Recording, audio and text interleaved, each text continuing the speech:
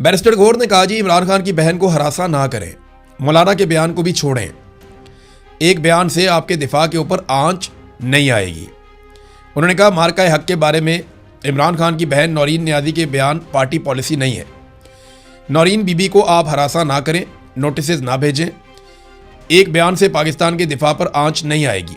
मैं ये भी कहूँगा कि मौलाना के बयान का मामला भी आप छोड़ दें, इनसे दिफा को कोई प्रॉब्लम नहीं होगा। तो ये पाकिस्तान तहरीक इंसाफ का ये स्टेटमेंट है। मेरे ख्याल में जो इमरान खान साहब की बहनें ज़ोर लगा रही हैं, ये कोशिश कर रही हैं तहरीक इंसाफ उससे अपने आप को अलग कर रही है, और कारकुन तो जुड़ रहा है, आम आदमी तो जुड़ रहा है इमरान खान की बहनों के साथ।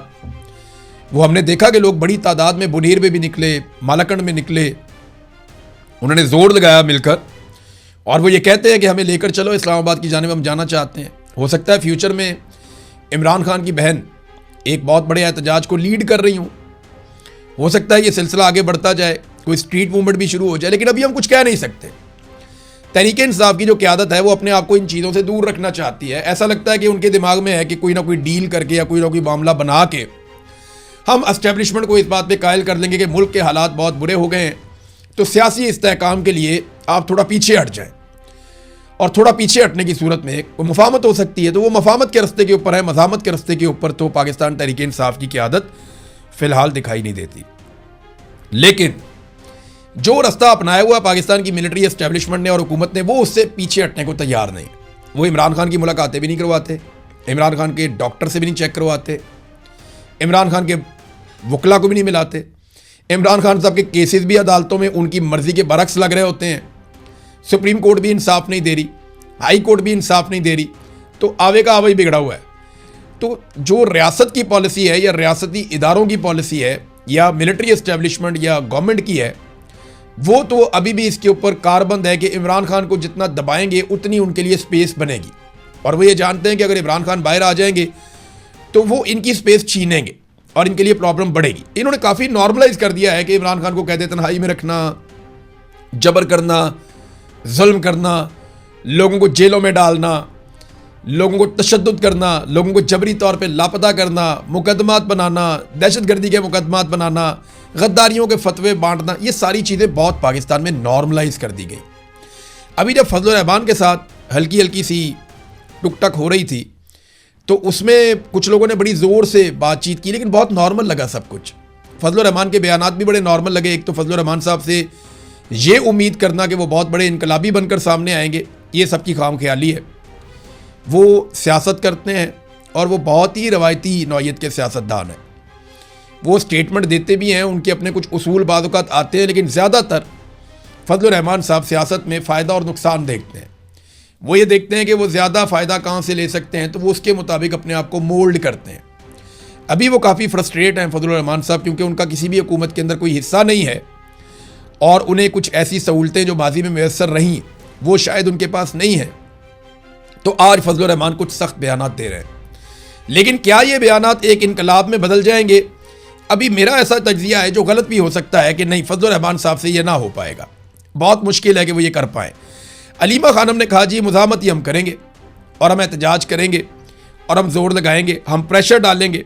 जब तक हम प्रेशर नहीं डालेंगे तब तक इमरान खान को किसी किस्म का कोई रिलीफ नहीं मिलेगा।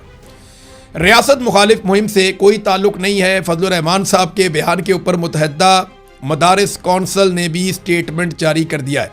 यानी ताहिर अशरफी साहब काफ़ी हद तक अब मौलाना फजल रहमान साहब के मुकाबले में मौलवियों को इकट्ठा कर रहे हैं, और ताहिर अशरफी साहब जो हैं उनको मौका मिला फजल रहमान साहब से बदला लेने में, जो माजी में उनको शर्मिंदगियों का सामना बार बार करना पड़ा। तो मुझे नहीं लगता कि वो मौका हाथ से जाने देंगे, क्योंकि मिलिट्री एस्टेब्लिशमेंट बैकिंग कर रही हो ना, तो फिर आप मौलवियों को भी दबा लेते हैं, मदारिस को भी दबा लेते हैं, आप इधर भी उधर भी कर लेते हैं। ये बेचारे गरीब लोग होते हैं, ये काबू आ जाते हैं। तो ये बड़ा मौका है ताहिर अशरफी के पास कि वो मौलाना फजल रहमान साहब से वो बदला ले सकें माजी का, जो वो अब तक नहीं ले पाए थे।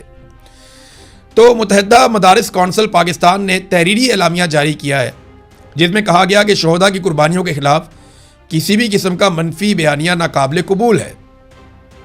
फजल रहमान साहब का मौक़िफ़ उनकी जमात का ज़ाती मौक़िफ़ है। पाक फ़ौज के शोहदा और गाजी हमारे कौमी हीरो और कौम के लिए बाइस फ़ख्र हैं।